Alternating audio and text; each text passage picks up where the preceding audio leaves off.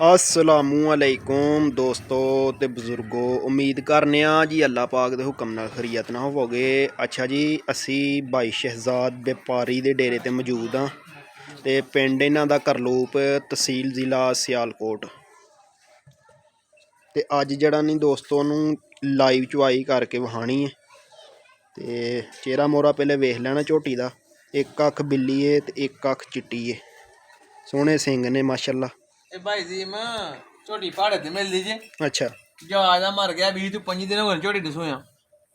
ਐਂ ਝੋਕਾ ਰਗੇ ਸੁਣਨੇ ਪਹਾੜਾ ਪਾ ਕੇ ਥੱਲੇ ਪੈ ਜਾਣੇ ਤੇ ਝੋਟੀ ਪਾਸੇ ਬਣਾ ਲਾ ਲੈ ਫਤਨਾ ਤੇ ਝੋਟੀ ਥਲੇ ਦੁੱਧ ਭਾਈ ਜੀ ਮੈਂ 10 ਸਿਰ ਹੋਏਗਾ।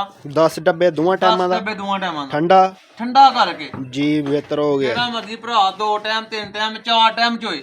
वाह खड़ाक जिंदाबाद ਹਾਂਜੀ 4 ਟਾਈਮ ਸਾਡੇ ਘਰ 4-5 ਟਾਈਮ ਚੋਏ ਗਰੰਟੀ ਹੈ ਭਾਜੀ जी। ओके हो गया जी, जबरदस्त हो गया ਦੇ के ਡੱਬਾ ਮਾਰ ਕੇ जी, बेहतरीन हो गया जी। ਹਾਂਜੀ ਭਾਈ ਜੀ ਮੂੰਹ ਨਾਲ ਨਹੀਂ ਕਹਿ ਹੜਨਾ ते थना शना दी ਚੋ ਕੇ ਵਹਾਣਾ ओए हो जिंदाबाद जी, ਥਣਾ ਦੀ ਪਾਸ ਹੋਏਗੀ ਭਾਈ ਜੀ ਐਵੇਂ ਨਾਲ ਬੁਹਾਰ ਕੋਈ ਟੈਨਸ਼ਨ ਵਾਲੀ ਗੱਲ ਨਹੀਂ। जिंदाबाद जी। ਝੋਟੀ ਸਾਡੀ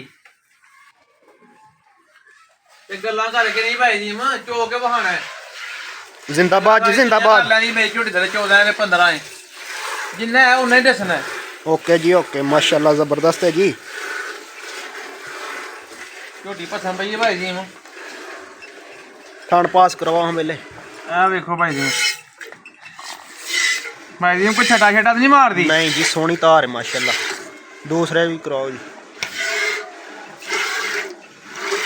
ਸੋਹਣੀ ਭਾਈ ਜੀ ਗੋਲ ਧਾਰ ਹੋਏਗੀ ਅੱਲਾ ਦਾ ਫਜ਼ਲ। ओके वे अगला पास कराओ।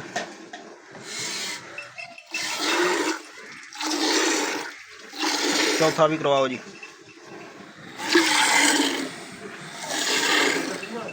चलो जी शुरू करो। सोहनी धार है दोस्तान, वेख लैनी है जी। भाई जी मसीन शरीफ है याना चोए सियाना चोए कोई गल नहीं थले धर के बाल्टी चोए तो दोवें टाइम पहाड़े ते ही है दोए टाइम पहाड़े ते भाई जी जी। ठीक हो गया जी। ये अल्लाह दे पता ना भाई जी मैं किसी दे घर जाके भी झोटी पहाड़े ते ना मिले तो झोटी साडी। ओके जी। हां जी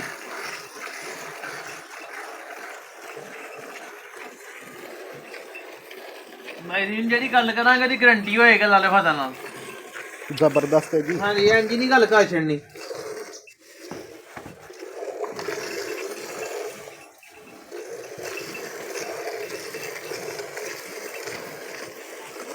ਝੋਟੀ ਦਾ ਮੂੰਹ ਵਹਾਓ ਭਾਈ ਜੀ ਸਿੰਗੀਆਂ ਵਹਾਓ।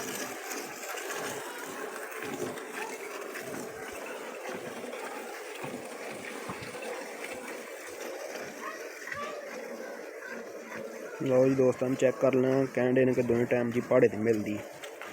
बाकी झोटी सोहनी ਜੇ ਭਰਾ ਨੂੰ ਚਾਹੀਦੀ ਹੋਏ ਤੇ ਭਾਈ ਜੀ ਨੰਬਰ ਸਾਡਾ ਜਿਹੜਾ ਨਾ ਸਕਰੀਨ ਦੇ ਉੱਤੇ ਚੱਲਦਾ ਹੋਏਗਾ जी। ठीक हो गया जी, चलेगा इंशाल्लाह अल्लाह दे हुक्म नाल।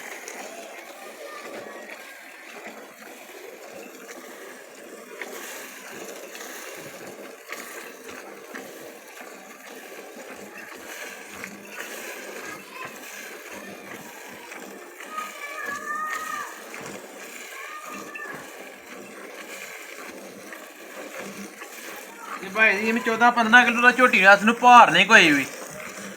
अच्छा जी। ਹਾਂਜੀ ਅੱਲਾ ਦੇ ਫਜ਼ਲ ਨਾਲ ਜੇ ਕੋਈ ਭਰਾ ਸਾਂਭੇਗਾ ਜਾ ਕੇ ਤੇ ਕਿਉਂਕਿ ਇਹ ਪੱਠਾ ਛਟਾ ਨਹੀਂ ਕੋਈ ਚੱਲਿਆ, ਇਹ ਕੋਈ ਸੀਜ਼ਨ ਨਹੀਂ ਹੈ। ਹੋਰ ਕੋਈ 10-20 ਦਿਨ ਖਲੋ ਕੇ ਪੱਠੇ ਹਰੇ ਹੁੰਦੇ ਨੇ ਤੇ ਫਿਰ ਝੋਟੀ ਅੱਲਾ ਦੇ ਫਜ਼ਲ ਨਾਲ 14-15 ਕਿਲੋ ਦੁੱਧ ਦੇਗੀ। अच्छा गेड़ेगी। ਹਾਂਜੀ जबरदस्त हो गया जी।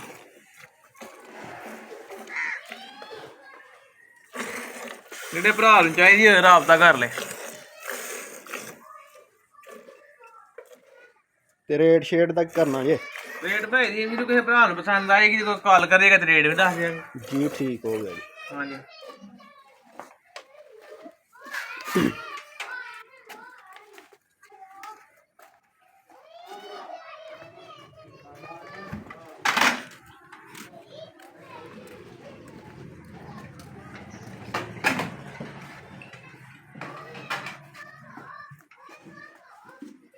ये कितना रुपया ये कपड़े लाए थे 5000